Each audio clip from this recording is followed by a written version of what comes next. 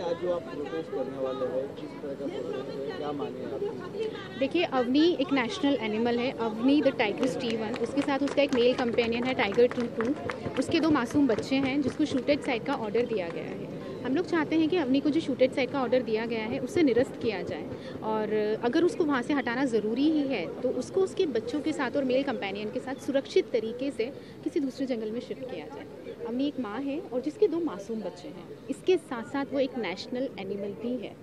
आप अगर राष्ट्रगान नहीं गाते तो राष्ट्र का अपमान है। आप भारत माता की जय नहीं बोलते हैं तो राष्ट्र का अपमान है।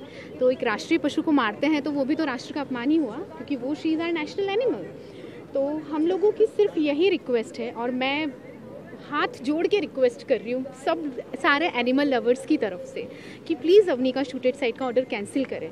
एक देश का भविष्य, एक देश की महानता, एक देश कितना नैतिक है, एक देश अपने इस चीज़ों से पता चलता है कि वो अपने जानवरों के साथ कैसा सलूक करते हैं। ये अवनी है कहाँ पर, क्यों उसको मारने का? अवनी महाराष्ट्र के यवतमाल के जंगल में है। उसको शूटेड साइड का ऑर्डर इसलिए दिया गया है क्योंकि गवर्नमेंट के हिसाब से वो नरभक्षी है, वो मैन ईटर है। बट इस तरह का कोई एविडेंस मिला नहीं है, क्योंकि वो अगर मैन ईटर होती तो वो गांव में घुस के लोगों को खा रही होती।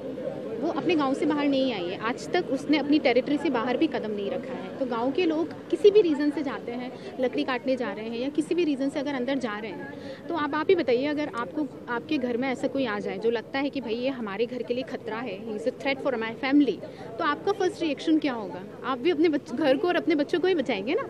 तो वो तो एक जानवर होते हुए अपने बच्चों को बचा रही है, तो वो क्या गलत कर रही है? आप वहाँ के विलेजर्स हैं, उनको वहाँ जाने से रोके। एक कॉमन सेंस होता है, जब हमें पता होता है कि वहाँ शेर है तो वहाँ क्यों जा रहे हैं भाई?